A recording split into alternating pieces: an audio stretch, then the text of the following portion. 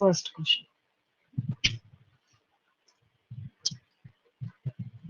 Name the heterogeneous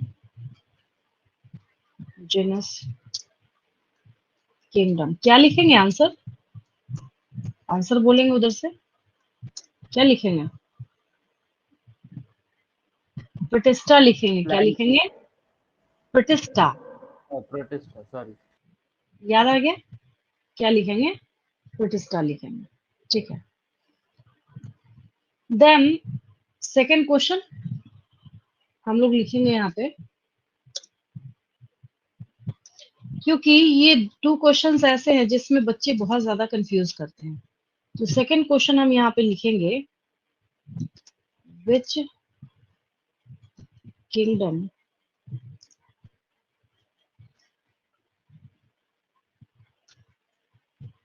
possesses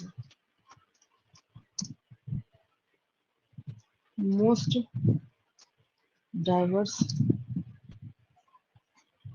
nutrition. आप खुद अपना कॉमन सेंस लगाएंगे, क्या आंसर हो सकता है इसका?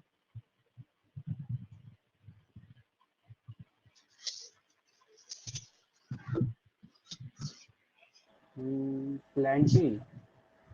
नहीं, और देखिए और सोचिए।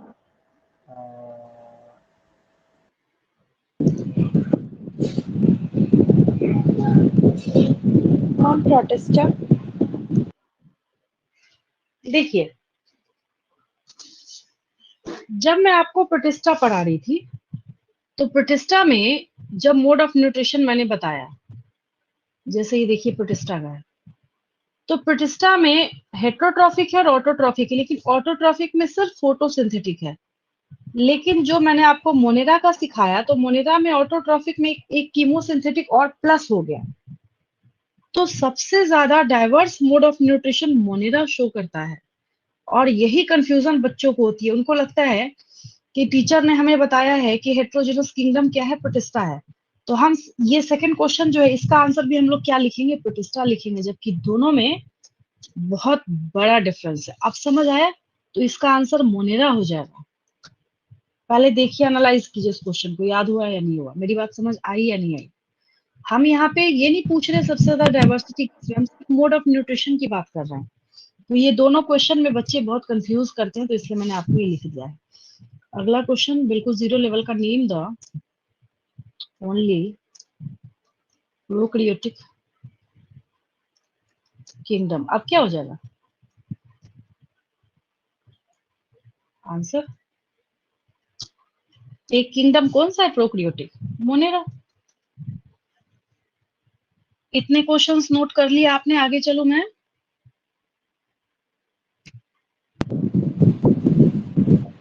यस। Yes ma'am, sure. चलिए, अच्छा इतने क्वेश्चंस में अब आगे गलती तो नहीं करेंगे? कोई डाउट तो नहीं कोई भी? नो मैम, और नहीं होगा। चलो नेक्स्ट देखिए, फोर्थ क्वेश्चन लिखिए, mention the nature of cell wall of fungi. क्या लिखेंगे? काइटिन का बना होता है। किसका बना होता है? काइटिन का बना होता है। पूछा जा चुका क्वेश्चन है ये। Next question,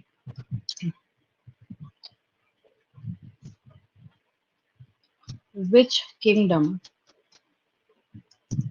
possesses only saprophytic and parasitic mode of nutrition? अब क्या होगा, एक बार टेबल देखेंगे ध्यान से, तुरंत आपको समझ आ जाएगा। मैं सिर्फ पूछ रही हूँ कि सिर्फ saprophytic and parasitic he show heterotrophic. करेगा। हेट्रोट्रॉपिक। विच किंगडम, किस किंगडम में आपको सिर्फ पैरासिटिक और सेप्रोफाइटिक दिख रहा है? प्रोटिस्टा। नहीं, और ध्यान से देखेंगे, प्रोटिस्टा में तो है ऑटोट्रॉफिक ना। मैंने ऑटोट्रॉफिक लिखा ही नहीं है यहाँ पे। Ma'am fungi. Yes, very good, fungi होगा। क्या होगा? फंजाई होगा। Next question, who proposed 5-kingdom system of classification? क्या लिखे हैं? छुट्टेकर। ठीक है, very good.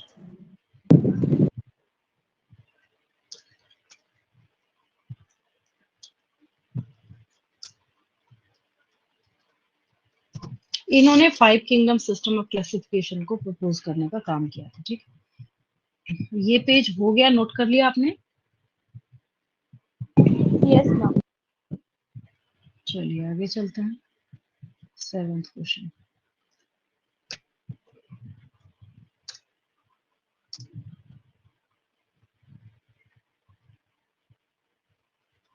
Name the kingdoms which were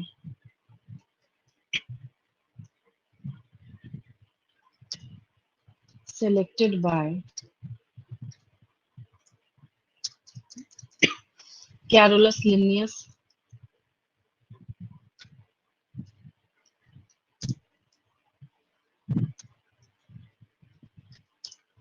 for his 2-kingdom system of classification। याद आया? कौन कौन से किंगडम लिखेंगे?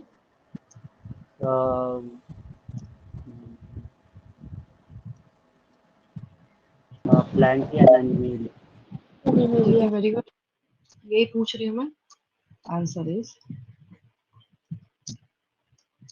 Plantae and animalia. Next,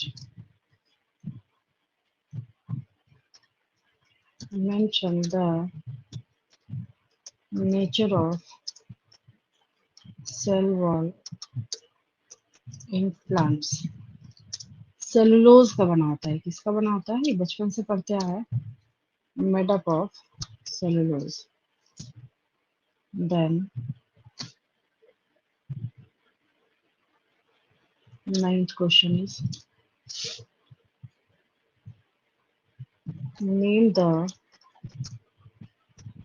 monomer. Monomer मतलब यूनिट होता है। Name the monomer of protein. तो प्रोटीन का मोनोमर एमिनो एसिड होता है। क्या होता है? एमिनो एसिड होता है। आंसर मैंने यहाँ पे लिख दिया, एमिनो एसिड्स।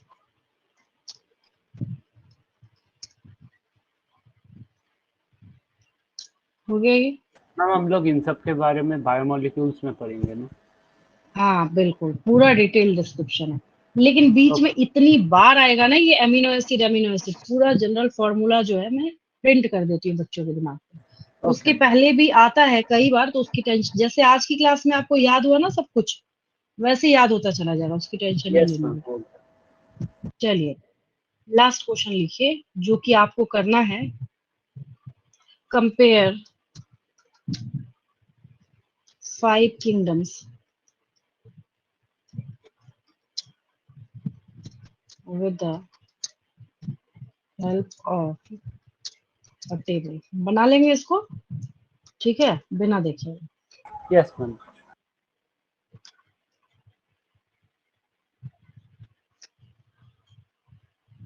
मैम आज इतना ही करेंगे ना? हाँ, ओके। आज की क्लास में कोई doubt? No ma'am, no doubt. No, ma'am. अच्छा, ठीक है।